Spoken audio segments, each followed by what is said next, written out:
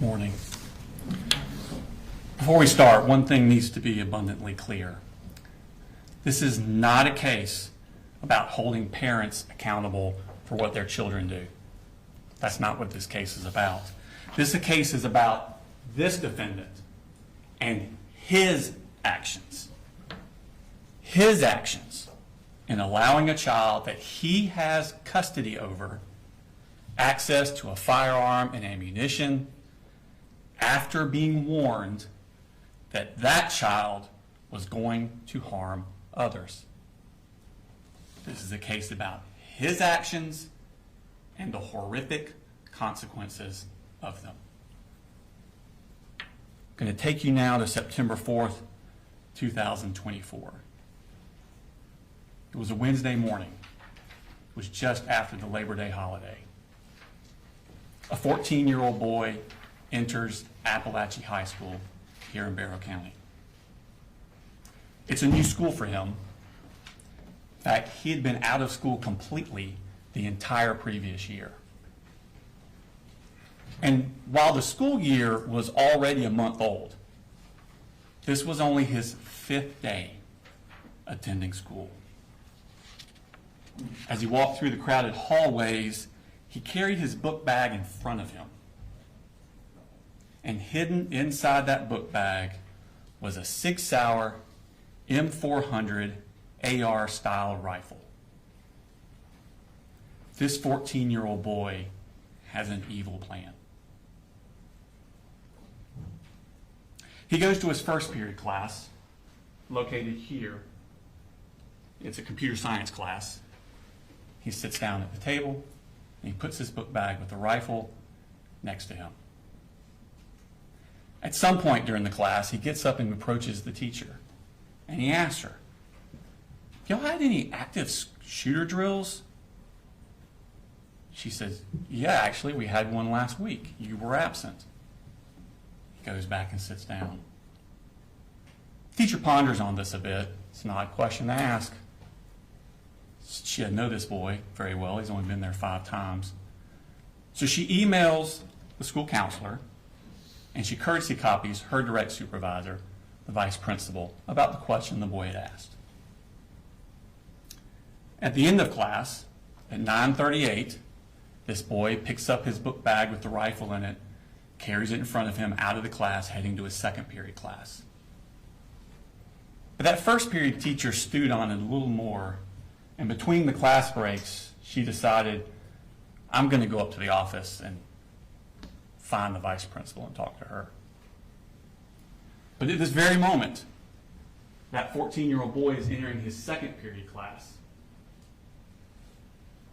It's 9:40 a.m.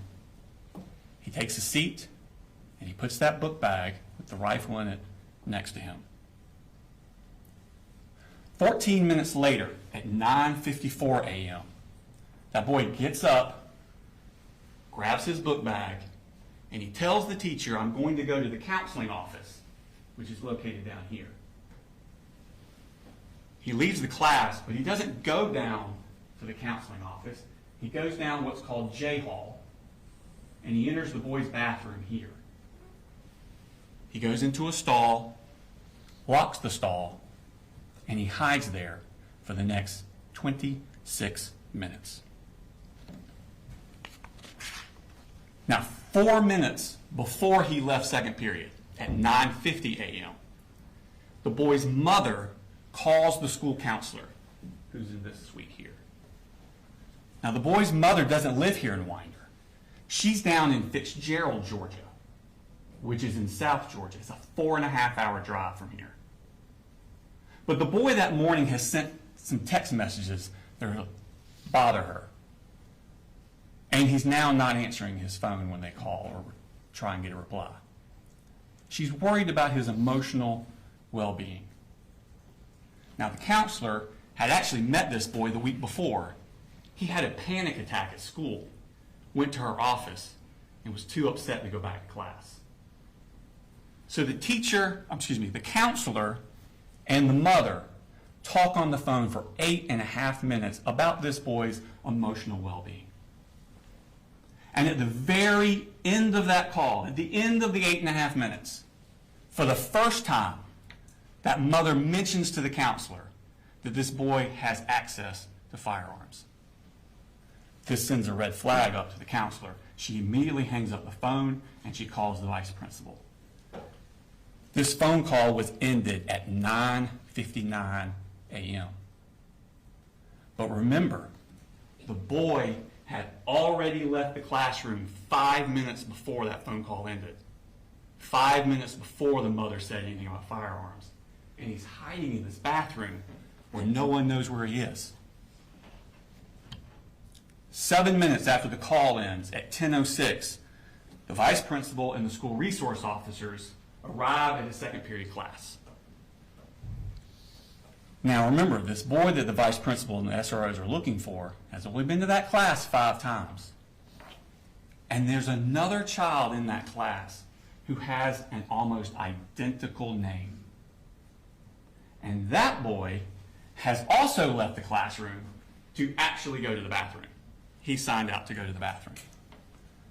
Second period teacher thinks that's who they're asking for and says he just went to the bathroom.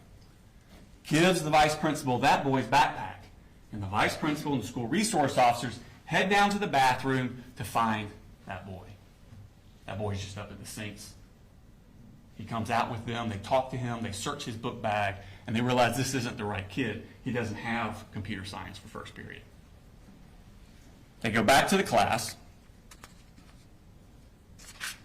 They arrive there at 10:11, back to the second period class. The teacher then tells them, oh, that child has gone to the counseling office, located here, because that's where he said he was going. Vice principal, school resource officers go to the counselor's office. Of course, they haven't seen him. He never made it there. At this point, they decide they're going to go look on the security cameras, see if they can locate this boy. They go down this hall, and it's not on this map. You'll see a more full map later. It's around this area is where the vice principal's office is that has access to the security cameras. So they're about right here. At 10:18, the vice principal emails the second period teacher. When did he leave your class? They're trying to locate when exactly he left because remember, this boy's only been there 5 days. They don't really know what he looks like. So they're trying to find him on the video surveillance equipment. So she emails at 10:18, when did he leave your class? 2 minutes later at 10:20, second period teacher responds, he left towards the beginning of class. That's 10:20 a.m. when that email was sent. 1 minute later, at 10:21 a.m., that boy exits the bathroom he'd been hiding in. He's now wearing yellow work gloves. He's carrying that Sig Sauer M400 AR style rifle concealed with a poster board. And he walks back down J Hall towards his second period class. Now, when the vice principal had left that class to go look for him in the counselor's office, she shut the door behind her, and the door automatically locked. This boy is not going to be able to get into his second period class. But next door was another classroom, right here. It was taught by Cassandra Ryan and Stephen Edwards. And inside that class were the following students: Landon Adams, Christian Angulo, Jackson Beaver, Hayden Bowen, Jalene Brady, Michaela Brown, William Carricker, Marquez Coleman, Melanie Delira Castaneda, Natalie Griffith, Taylor Jones, Kendez Lawrence, Martin Moreno Galdamez, Tyler Moon, Ariana Norman, Brittany Rubio, Mason Skirmerhorn, Ronaldo Vega, and Nautica Walton. At 10:20, Mason Skirmerhorn, who's in that room, leaves to go to the bathroom. and the door does not shut behind him. Mason goes down this hallway. He actually passes the shooter in the hallway, and Mason goes into the bathroom. The shooter goes to his second period class. The door's locked. He knocks on the door. A student in that class gets up, goes to the door to open it for him, but sees through the glass at the last second him standing there with that rifle. She steps back from the door. At that exact moment, the teachers also reach the door because they've been looking for this boy, remember? And she sees through the glass him standing there outside their door with that 6-hour M400. She immediately presses a button on a lanyard that's around her neck that locks down the school.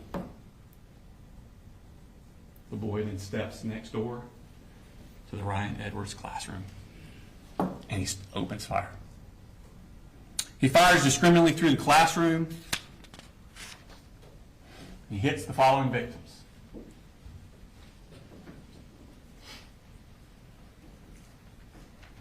Melanie Delira Castaneda is seated here. This is the door he comes into. She's seated here. He strikes her in the left arm with a bullet. Natalie Griffith is seated here.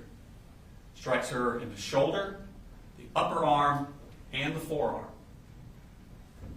Taylor Jones, seated here, struck through the leg. Christian Angulo, seated here by the door. He shoots him through the wrist, into the chest. He would not survive.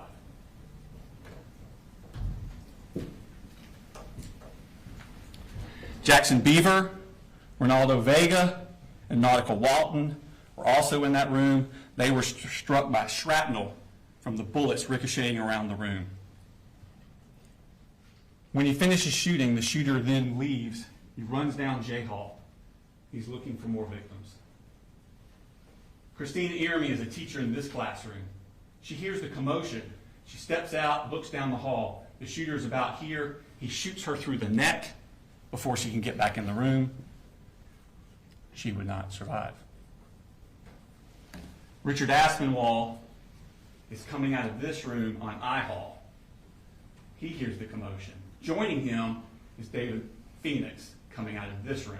The two of them start coming down the hall here. They don't get very far because the shooter has now reached this point. He turns his gun down this hallway and sends a hail of bullets towards them.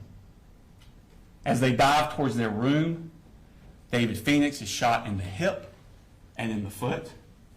Richard Aspinwall is shot in the side and the upper chest. He would not survive. The shooter continues down the hallway. He gets to here, tries to get in this door, it won't open. He turns back and heads this way. At this point, Mason Skirmerhorn is still in that bathroom. He doesn't know what's happening. He comes out of the bathroom, and he turns away from the shooter, doesn't even see him, heading back toward his second period class. The shooter takes aim from behind, shoots at him but misses, hits the wall above and in front of Mason. This startles Mason, and he turns and runs the other way directly at the shooter. He's shot point blank range. He would not survive. Shooter's here. He then aims his gun down K Hall. And Zane Zinni is locked out of his classroom here. He's in the shooter's sights. Now, before the shooting started, two school resource officers, Donovan Boyd and Brandon King, were in the vestibule area, the atrium, I think they call it, in this area, right outside the vice principal's office. They're waiting for the vice principal to find this boy and go get him. They're waiting out there in the atrium, and they hear the gunshots coming from this side. And those two deputies ran towards the gunshots. They come down this hallway here, and they turn the corner, and they see the shooter here with his rifle aimed towards Zane Zinni. and they yell for him to drop the gun and get on the ground. And he complies before he gets a shot off at Zane Zinni. The officers rush down here, they secure him, and they secure